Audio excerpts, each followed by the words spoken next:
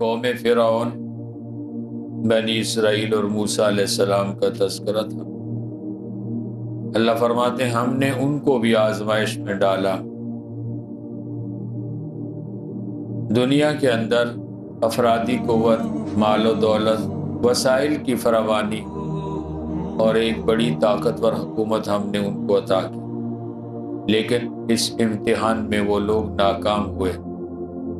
اس طاقت، قوت اور اللہ کی نعمتوں کی وجہ سے فرعون نے ربوبیت کا دعویٰ کر دیا، خدا بن بیٹھا۔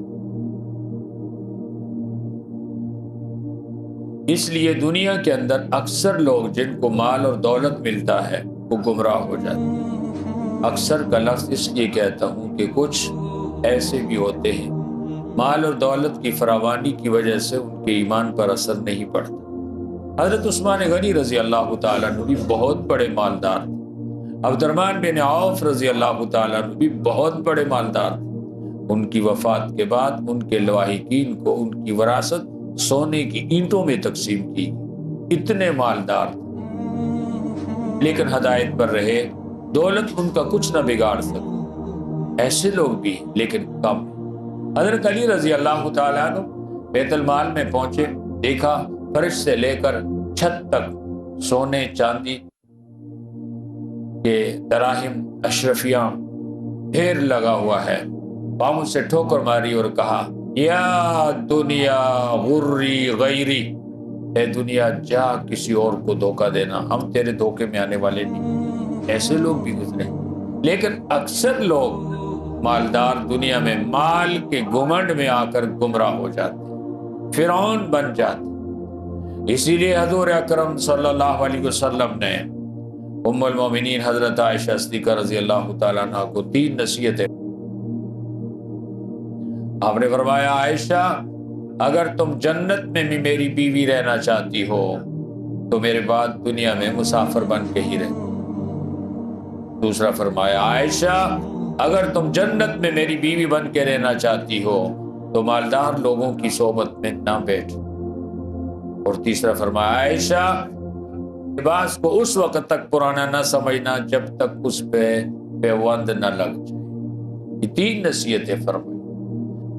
دنیا میں مسافر بن کے رہو، مالداروں کی صحبت میں مت رہو، ان کی صحبت سے غریبوں پر بھی برے اثرات پڑتے ہیں۔ تو اللہ تعالیٰ نے ان لوگوں کا انجام بیان کیا کہ قوم فرعون کس طرح ساری کی ساری بحر کلزم کے اندر غرق ہو گئی۔ یہ وہ اللہ کے باغی اور نافرمان تھے۔ فرمایا ان ہؤلاء لیقولون، یہ لوگ کہتے تھے بس یہی دنیا ہے، یہی دنیا کی زندگی ہے اور اس کے بعد مرنا ہے، اور یہ موت ایک ہی بار ہے، بس مر گئے تو مر گئے، پھر ہمیں کوئی نہیں۔ اس دنیا کو ہی سب کچھ سمجھ بیٹھے۔ ان ہؤلاء لیقولون، یہ لوگ کہتے ہیں ان ہی الا موتتنا الاولی وما نحن بمنشرین، نہیں ہے مگر یہی پہلا مرنا ہے اور ہمیں دوبارہ نہیں اٹھایا جائے۔ اسی سوچ سے لوگ دنیا میں عیاشی کرتے، خوب کھاؤ پیو،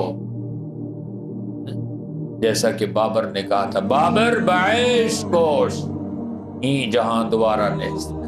بابر عیش کر لے، خوب کھا پی لے، یہ دنیا دوبارہ نہیں ملے۔ یہی کافرانہ سوچ ہے۔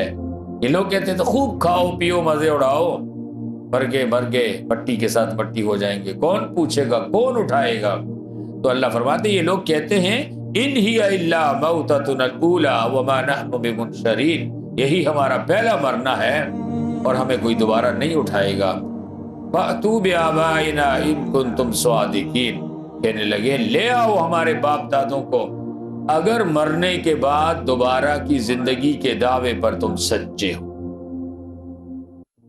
ہمارے باپ دادوں کو زندہ کر کے دکھاؤ تو ہم مان لیں گے کہ واقعی مرنے کے بعد پھر زندگی، دوبارہ زندگی ہے، دوبارہ پیدا کیا جائے گا۔ اللہ پاک نے ان کے سوال کا جواب نہیں دیا۔ جواب اس لیے نہیں دیا کہ یہ لایانی سوال تھا۔ اللہ کا دوبارہ پیدا کرنے کا وعدہ دنیا میں نہیں ہے، آخرت میں۔ اللہ نے کہا ہی نہیں ہے کہ ہم تمہیں دنیا میں دوبارہ پیدا کریں، آخرت میں۔ اس لیے یہ سوال ان کا بالکل عبث سوال تھا، تو اللہ نے اس کا جواب بھی نہیں دیا۔